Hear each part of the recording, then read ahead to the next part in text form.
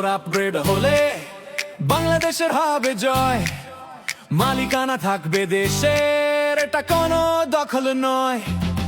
Container আটকে ছিল, ব্যবসায়ীর ঘুম নাই, ফোন দিয়ে উত্তর আসে, জট কমছে না ভাই।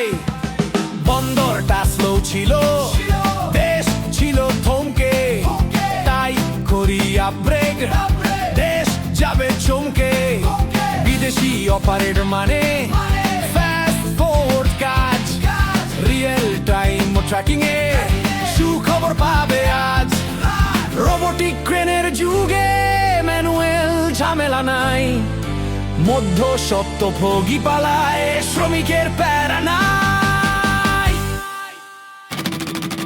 বন্দর আপগ্রেড হলে বাংলাদেশ পাবে জয়, মালিকানা থাকবে দেশের, এটা কোনো দখল নয়। বন্দর আপগ্রেড হলে বাংলাদেশ পাবে জয়, মালিকানা থাকবে দেশের।